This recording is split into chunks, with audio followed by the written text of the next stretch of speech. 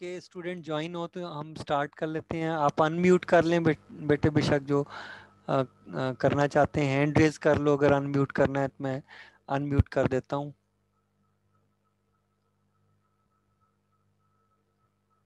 कि अनम्यूट कर लें। अच्छा, ओके स्टार्ट कर लेते हैं बेटे। तो मुझे उम्मीद है कि ये आप लोग को समझ आ रही होगी ना। ठीक है, अब देखिए अब हमारे पास प्रॉब्लम क्या आया है। देखिए प्रॉब्लम ये आया है कि फ्रेम 2 जो है वो लॉस्ट हो चुका है, लेकिन फ्रेम 3, 4 और 5 जो है रिसीवर को रिसीव हुए, और रिसीवर ने क्या किया, इन सब पैकेट्स को डिस्कार्ड कर दिया। 3 को, 4 को, 5 को, सबको डिस्कार्ड कर दिया। ठीक है, अब वो क्या यस करेगा। सर। अब मैंने ये कहा कि वो क्या करेगा, नेगेटिव एक्नॉलेजमेंट भेजेगा, यानी कि जो आपका सेंडर है उसको कहेगा कि भाई फ्रेम 2 रिसीव नहीं हुआ। नेगेटिव एक्नॉलेजमेंट 2 का मतलब क्या है कि फ्रेम 2 रिसीव नहीं सेव हुआ। नहीं हुआ। ठीक है, तो अब ये जो सेंडर है आपका, सेंडर को समझ आ गई कि फ्रेम 2 रिसीव नहीं हुआ, तो सेंडर के एंड पे जो गो बैक एंड आपका प्रोग्राम है वो क्या करेगा, वो अपनी विंडो को स्लाइड करेगा वापस 2 की तरफ। ठीक है, स्लाइड करेगा 2 के ऊपर। देखें ये, यानी ये क्या करेगा, यानी गो बैक टू, क्या किया इसने, एन। एन क्या है, ये नेगेटिव एक्नॉलेजमेंट जिसकी आई है वो एन है। क्लियर हुआ। ठीक है, go yes back sir. N का मतलब समझ आया कि कहाँ वापस जाएगा वो। जहाँ सर जो रिसीव थी वहाँ सही करा। ठीक है, जो पैकेट रिसीव नहीं हुआ वो एन है आपका।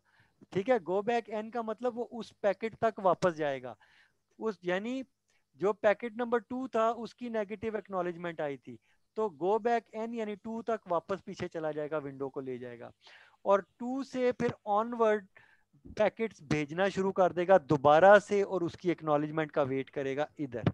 ठीक है, अब देखें, सो 2 आया, फिर उसकी एक्नॉलेजमेंट आई, 3 आया, फिर उसके एंड सो ऑन। ठीक है, आगे मैंने उसको एक ही दफा सॉल्व कर दिया। क्लियर होगी बात। अब आपको प्रोसीजर समझ आ गया कि कैसे काम करना है। अगर एरर आया तो उसको हैंडल कर लेंगे, समझ आ गई। यस सर समझ आया। ठीक है, और बेटे जब 2 जब रिसीव होगा फ्रेम 2, तो ये वाली विंडो क्या होगी, आगे फिर ये यहाँ पे मूव कर जाएगी। ठीक है, इसी तरह जब 2 की एक्नॉलेजमेंट आएगी तो ये विंडो जो है इधर आगे चली जाएगी। ठीक है, क्लियर होगी बात। सर अगर एक्नॉलेजमेंट ना पहुंचे सही इतना फिर क्या होगा? जब तक, याद रखिएगा, देखें इसके अंदर एक गड़बड़ है, इसके अंदर। ठीक है, याद रखिएगा इसके अंदर गड़बड़ क्या है कि ये ऐसे है, ये ऐसे है। ठीक है, क्योंकि जब तक एक्नॉलेजमेंट ना आए ये आगे नहीं मूव होती विंडो। ठीक है, एक्नॉलेजमेंट कितनी आई है, 1 और 2 की आई है खाली, तो ये इधर ही रहेगा। यानी ये गो बैक एन का मतलब इस विंडो में से किस डेटा को उसने सेंड करना है। क्लियर होगी बात। ये यस चीज समझ आई है बेटे। यानी देखें, विंडो के अंदर से भी कौन सा फ्रेम वो भेज रहा है, ये चीज है। तो गो बैक एन का मतलब ये है कि उस फ्रेम पे चला जाएगा जिसकी नेगेटिव एक्नॉलेजमेंट आई है, यानी कि फ्रेम 2 को के ऊपर चला जाएगा, यानी सॉरी, ये फ्रेम 2 की भी नहीं आई, ये यहाँ होगा। कि गलत कर रहा हूँ, ये इधर होगा, यहाँ होगा, क्योंकि 2 की एक्नॉलेजमेंट नहीं आई ना। ठीक है, और जब यहाँ पर भी ये यहाँ होगा। ठीक है, अब ये दुरुस्त है। ठीक है, अब इसमें प्रॉब्लम नहीं है, अब ये सही है। ठीक है, सर मसला, आगे फ्रेम चलेगा ही नहीं हाँ आगे, जब हाँ तक जब एक्नॉलेजमेंट तक सही नहीं होगी। एक्नॉलेजमेंट नहीं आएगी। एग्जैक्टली ठीक है, समझ रहे हैं। ये थोड़े सा क्योंकि असल में इसमें यही प्रॉब्लम है। ये जब मैं स्लाइड बनाता हूँ ना, तो ये ना, इसके ये क्योंकि ग्राफिक है और ये टेबल है, तो ये थोड़ा सा ये मस्ती करते हैं, तो इसलिए मैंने वो सारा भी नहीं बनाया और थोड़ा सा जो बनाया ताकि आप लोगों को समझ आए। लेकिन इससे देखें आपको समझ आ रही है ना चीज। और इस तरह अगर आप यस क्वेश्चन सर। सॉल्व करें ना पेपर पे, देखें पेपर पे तो इतना बड़ा पेपर होता है, आपको आप जितना मर्जी आराम से खुला खुला करके लिख सकते हैं। मैंने तो इसको तंग तंग करके लिखा है क्योंकि मेरे पास स्लाइड के ऊपर जगह कम है, और मैं छोटा नहीं करना चाहता। मैं नहीं चाहता कि बिल्कुल छोटा हो, आपको नजर ही कोई ना आए। क्लियर होगी बात। ठीक है, यस सर। सो ये बेटे इस तरह से काम था। अब उम्मीद है ये आपको समझ आ गया होगा ना। ठीक है, अब देखें ये करेक्ट हो गया है। ठीक है, तो ये इधर ही है, यानी बात ये है कि ये जो सेंडिंग साइड थी, ये यहाँ तक 5th फ्रेम तक ये यहाँ पे पॉइंटर था, यहाँ तक ये भेज चुका था। अब इसे इस फ्रेम को आगे मूव करना था, यहाँ पे पॉइंटर था। तो गो बैक एन का मतलब ये है कि पॉइंटर को वापस इधर भेजो 2 पे, और 2 से जो है ट्रांसमिट करना शुरू करो दोबारा। इसका ये मतलब है। अब क्लियर है सब? ठीक है। Yes sir. अच्छा, अब बेटे ये तो हो गया। और आप देखें कि ये सवाल अगर आप सॉल्व करो ना, मैं तो बड़ा आराम आराम से आहिस्ता आहिस्ता करके आपको समझाने के लिए कर रहा हूँ। बिलीव मी कि ये सवाल 5 मिनट में सॉल्व हो जाता है, और ये बड़ा इंपॉर्टेंट समझा जाता है। इस सवाल को फरमाइश करके कहा जाता है कि दो। मैंने इस क्वेश्चन को आसान कर दिया है ताकि आपके लिए मुश्किल ना हो। आपने कोई स्टोरी नहीं लिखनी इसके अंदर। देखिए, स्टोरी जो लिखने वाली है वो ये लिखी हुई है साइड में कि एरर आया है। तो जितने all received frame after F2 के बाद जितने भी रिसीव होंगे, और इंक्लूडिंग F2 तो आया ही नहीं ना। F2 के बाद जो भी आएंगे वो सारे क्या होंगे, डिस्कार्ड कर दिए जाएंगे। रिसीवर क्या करेगा, डिस्कार्ड कर देगा, इन सबको डिस्कार्ड करेगा। और क्योंकि नीड उसकी रीट्रांसमिशन की जरूरत है, तो वो क्या करेगा, वो नेगेटिव एक्नॉलेजमेंट भेजेगा इधर। और ये रीट्रांसमिशन यहाँ से रेड लाइन से नीचे जो है ना, रीट्रांसमिशन शुरू हो जाएगी, और ये रीट्रांसमिट करेगा और फिर एक्नॉलेजमेंट आएगी। क्लियर होगी बात? ठीक है, ये प्रोसीजर है, याद रखिएगा। इसके अंदर जगह बड़ी इंपॉर्टेंट है, कहाँ पे आपने क्या चीज बनानी है। ओके, सो आगे चलता हूं बेटे। आगे मेरी जो चीज आती है वो है अब एक्नॉलेजमेंट लॉस्ट। अगर एक्नॉलेजमेंट लॉस्ट हुई तो अगेन बेटे उसी तरह काम होगा।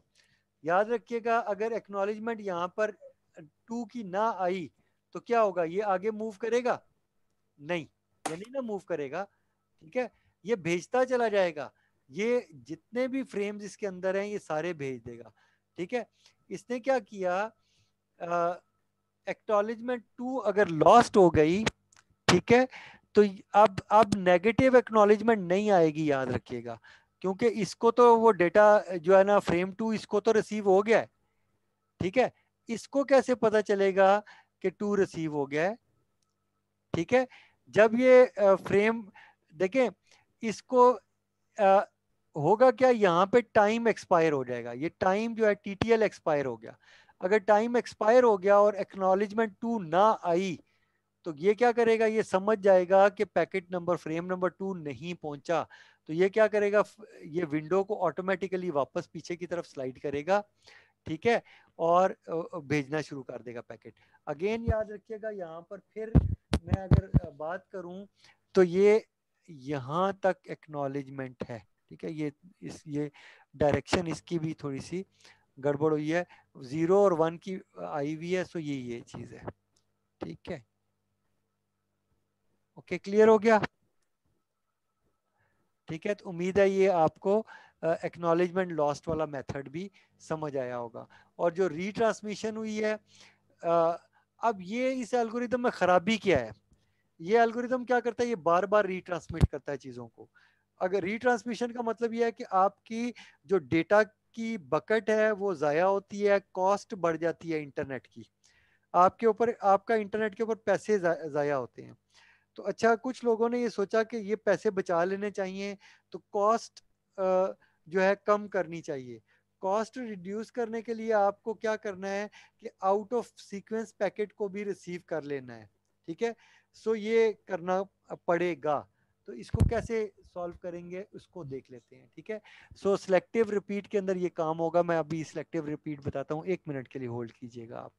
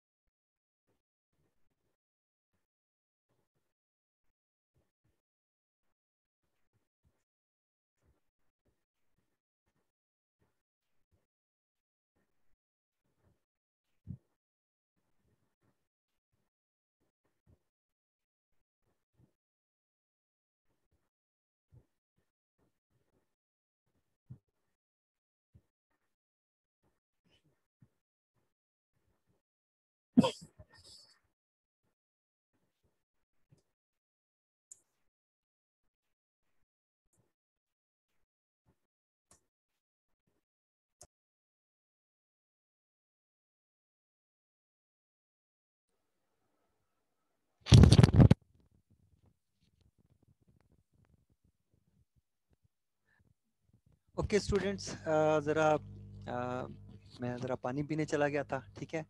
सो उम्मीद है कि इसके बाद आगे चलाते हैं बात को, ठीक है। अच्छा अच्छा बेटे, एक तो ये है कि आप लोग ये याद रखिएगा सब बच्चे, कि बेटे जो आपका मॉडिफाइड टाइम टेबल है ना, वो कहीं नोट कर लें आप लोग, ठीक है। ताकि आपको पता हो, आप भूल जाते हैं कि अब चंद वीक्स बेटे रह गए हैं, तो अटेंडेंस जो है आपकी पूरी मतलब सही आनी चाहिए। कोई टॉपिक मिस हो जाता है ना, आपको फ़ायदा तो कोई नहीं है, अगर आपकी अटेंडेंस भी ख़राब होती है, आप नहीं आते हैं, कोई चीज़ें मिस हो जाएंगी, आपको वो आएंगी नहीं। चलो जो कुछ भी है, जितना भी आप पढ़ते हैं, वो जो चीज़ें आप एक दफ़ा सुन लेते हैं ना, तो कुछ ना कुछ उसमें से आपको आता होता है, आप इसको यूज़ करते हैं, ठीक है। सो आगे चलते हैं हम लोग। अच्छा, अब हमने बात क्या की, मैंने ये कहा है कि अब सिलेक्टिव रिपीट। अच्छा, अहमद कौन थे, उसामा अहमद, बेटे अनम्यूट कर लो बेशक, यस सर। ठीक है। अच्छा बेटे, समझ आ रही है ना, कोई देखो प्रॉब्लम हो तो मुझे रोक सकते हो बीच में, मैं वहां पे आपको एक्सप्लेन कर दूंगा। अब देखिए ओके बेटे, सर। मेथड वही है। अब ये जो सिलेक्टिव रिपीट है ना, ये थर्ड मेथड है ARQ का, ठीक है। इसके अंदर डेटा कैसे सेंड होता है या रिसीव होता है, या एरर को कैसे हैंडल करते हैं। अब ये क्या करता है, ये क्या कहता है, ये कहता है कि कॉस्ट को बचाओ, पैसे कम करो। देखिए दो चीजें होंगी, या स्पीड को मेंटेन करेंगे या कॉस्ट को बचाएंगे, ठीक है। अब ये जो सिलेक्टिव रिपीट एल्गोरिदम है, ये क्या करता है, इसका डिसएडवांटेज क्या है कि ये आपका स्लो है। क्यों? क्योंकि ये सॉर्टिंग करता है, ये रिसीवर एंड पे ये सॉर्टिंग करता है, और इस वजह से ये स्लो हो जाता है, ठीक है। सो याद रखिएगा, वो जो गो बैक एन है, वो इसके मुकाबले में स्पीड के लिहाज से वो बेहतर है, लेकिन कॉस्ट इफेक्टिव नहीं है, ठीक है। तो इंटरनेट की कॉस्ट इतना मैटर नहीं करती, आमतौर पे हम मैटर नहीं करते। हम कहते हैं यार हमें स्पीड से काम होना चाहिए, काम डेटा ट्रांसमिशन स्पीड से होनी चाहिए, हम ये चाहते हैं। सो इसलिए इंटरनेट के ऊपर यूज होने वाला प्रोटोकॉल जो है वो गो बैक एन है, ये वाला नहीं है। क्लियर होगी बात, ठीक है। सो मैंने आपको ये बता दिया कि कौन सा प्रोटोकॉल आपका TCP जो प्रोटोकॉल है उसके अंदर कौन सा प्रोटोकॉल यूज होता है, वो गो बैक एन है आपका, ठीक है। नाउ अब देखिए, अब जो विंडो साइज है, अगेन आप देखें कि वो 4 है, ठीक है। सो ये क्या करता है, ये इस विंडो को, स्लाइडिंग विंडो को आगे मूव करेगा। याद रखिएगा, सिलेक्टिव रिपीट का प्रोसेस वही है जो गो बैक एन का है। मसलन अगर अगर पहले 3 आपके पैकेट, यानी 4 का अगर विंडो है, तो वो क्या करेगा, चारों पैकेट भेज देगा, ठीक है। और साथ ही साथ एक्नॉलेजमेंट भी आना शुरू हो जाएगी, और जब एक्नॉलेजमेंट आएगी तो वो विंडो को स्लाइड करता जाएगा। अगेन वही मेथड है, कोई फर्क नहीं है सिलेक्टिव रिपीट के अंदर, ठीक है, और गो बैक में, ठीक है। गो बैक एन और ये सेम है, लेकिन इसमें क्या है कि अगर आपका एरर रेट हाई हो, ठीक है, तो गो बैक एन क्या करेगा, वो बैंडविड्थ को वेस्ट कर देगा, ठीक है।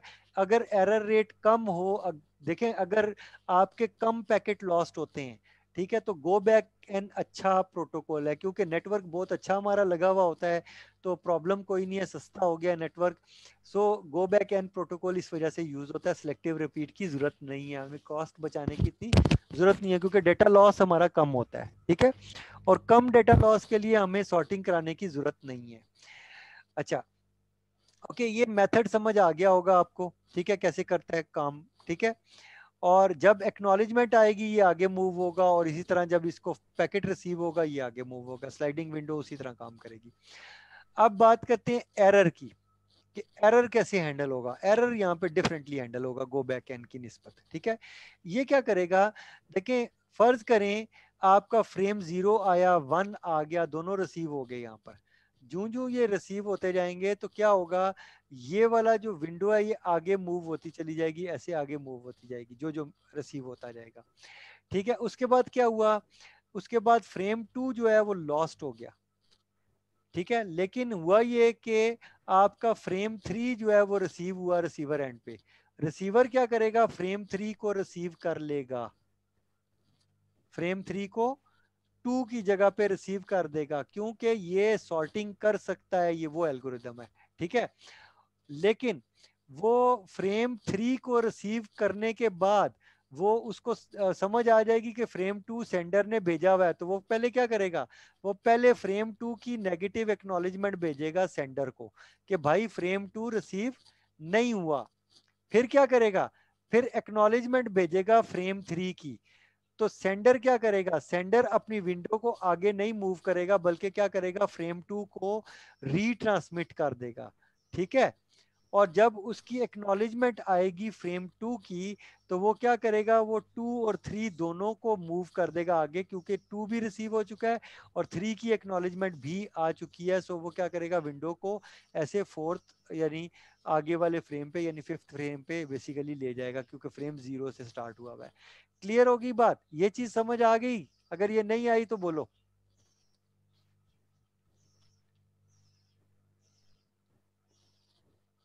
ओके बेटे, क्लियर है ये जो चीज मैंने आपको बताई?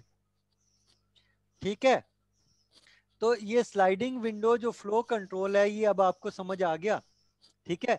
इसमें सिलेक्टिव रिपीट समझ आ गया। लेकिन अपना उसामा, ठीक है, ये क्लियर है आपको?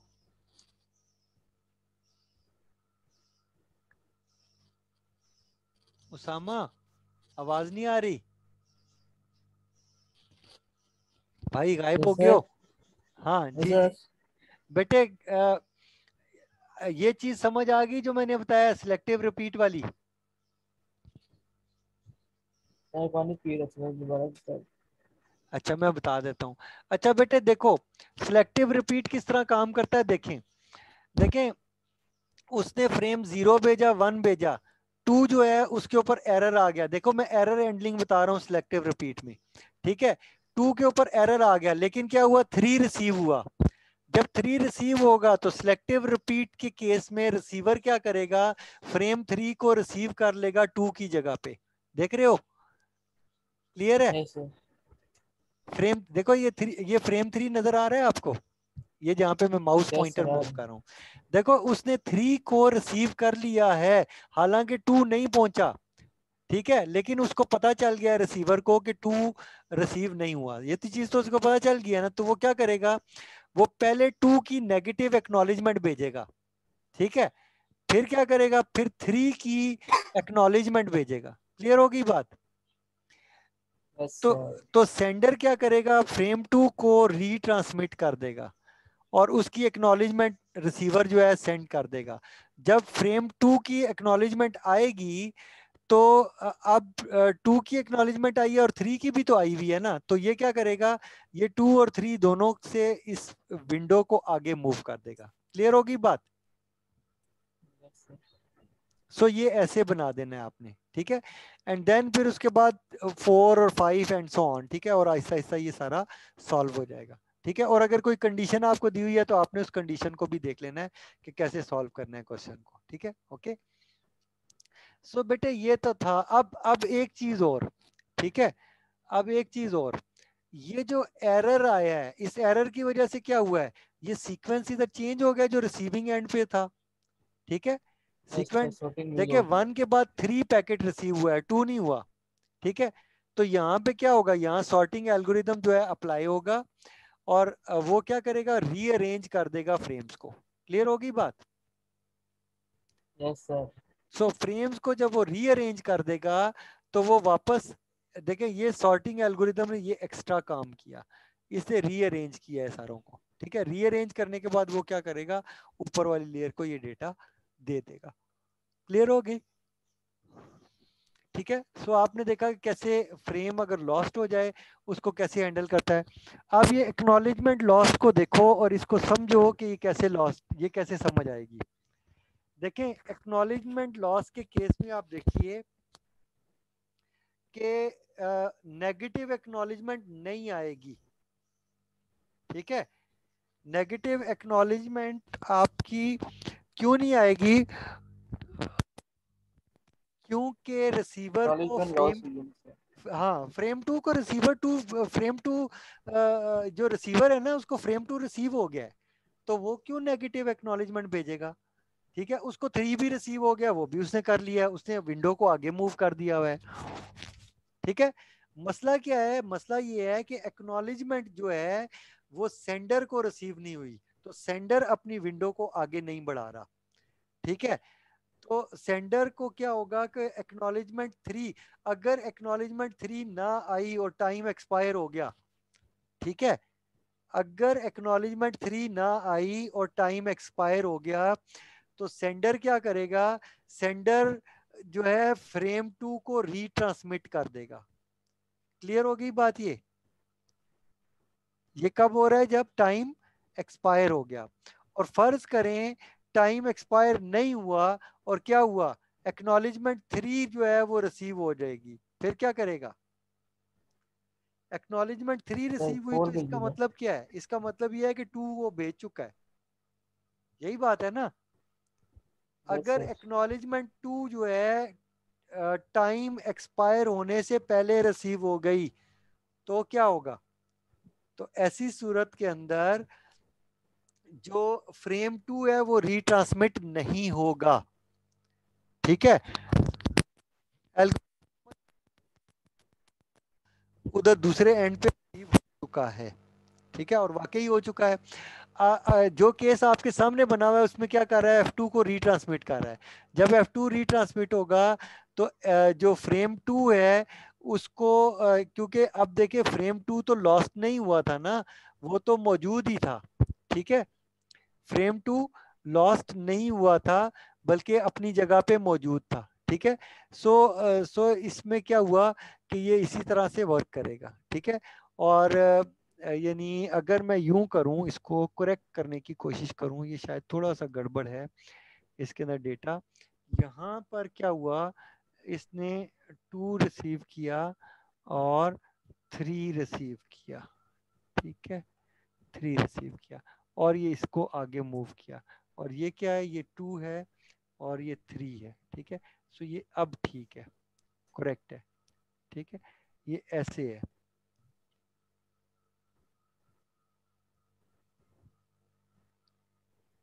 ये 2 है और ये 3 है। ठीक है, और इसी तरह ये 2 है और ये 3 है। ठीक है, और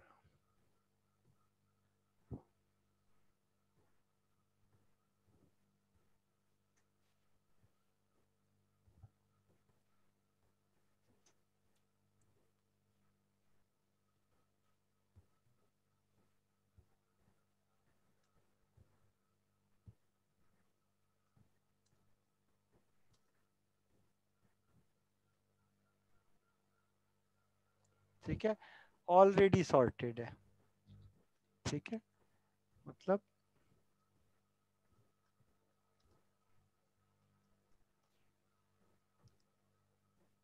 क्लियर होगी बात। सो ये ऐसे होगा वर्क। ठीक है, सो आपने इसको ऐसे सॉल्व कर लेना है। कोई प्रॉब्लम है तो बोलो। ठीक है, तो उम्मीद है ये आपको समझ आया होगा। ठीक है, तो अभी इसको आप देख लीजिए, 5 मिनट्स आपके पास हैं। आपने क्या करना है, ये क्वेश्चन सॉल्व करना है। ठीक है, इस क्वेश्चन का स्क्रीनशॉट ले लो। ठीक है,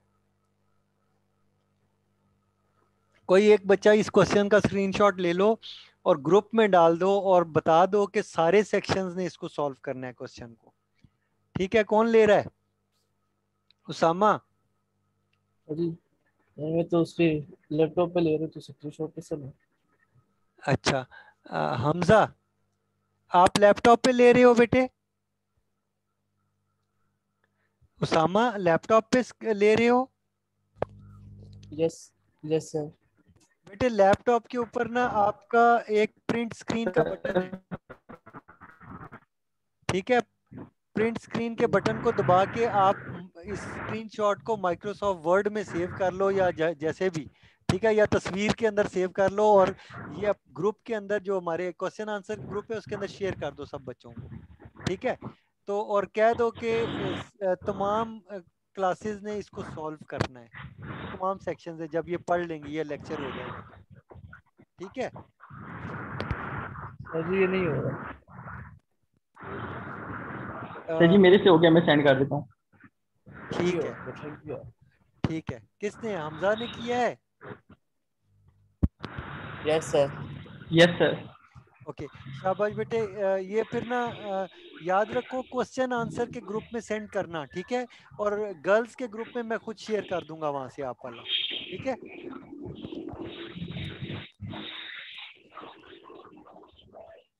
ओके, इसको आप देखो क्वेश्चन को, ठीक है?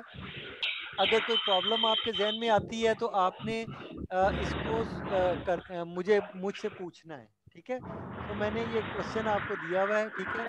डेटा आपको गिवन है, आपने डेटा को भी लिखना है, वो याद रखिएगा, ठीक है?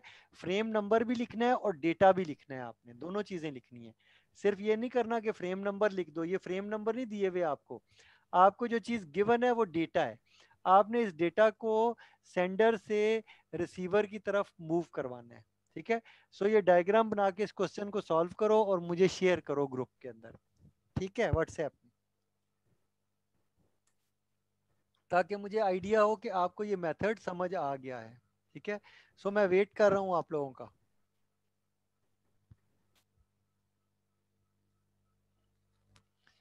जी हमजा। सर ये एक दफा रिपीट कर दें, मेरे सिग्नल प्रॉब्लम थी। कौन सा वाला रिपीट कर दूं? सर ये जो भी आपने जिसका बोला था ना एसएस लेके इसको व्हाट्सएप पे सेंड करना है, सर जी इसका एक दफा रिपीट कर दें क्या? आप बेटे कुछ बोल रहे थे। बेटे ये करना है, ये इसको इसका स्क्रीनशॉट ले लो, ठीक है? व्हाट्सएप ग्रुप में कहो कहो कि ये जो गो बैक एन मेथड मैंने समझाया है ये वाला, ठीक है? और सिलेक्टिव रिपीट, ठीक है? ये दोनों मेथड मेरे चैनल पे पड़े हुए हैं, याद रखिएगा। मेरे चैनल जो मेथड मैं आपको बता रहा हूँ, ये मेरे चैनल पे ये वाली चीजें पड़ी हुई हैं, ये वाली वीडियो पड़ी हुई है, वहां से देख के आपने सॉल्व करना है, ठीक है? जैसे मैंने आपको समझाया, क्लियर होगी बात? ठीक है, तो ग्रुप के अंदर ये क्वेश्चन ये फेंक दो कि ये क्वेश्चन सॉल्व करके व्हाट्सएप ग्रुप के अंदर शेयर कर दें। जिन जिन की क्लास होगी है, सेक्शन ए की हुई है और ई सेक्शन की हुई है, तो डी वालों की जब होगी तो वो लोग उस वक्त ये सॉल्व कर लेंगे, ठीक है? अभी आप अगर सॉल्व करते हैं, जब भी सॉल्व कर लें, कोई ज़रूरी नहीं है कि अभी सॉल्व कर लो, जब बेटे फारिग हो उस वक्त सॉल्व करके ये कर देना ताकि आपकी प्रैक्टिस हो जाए, ठीक है?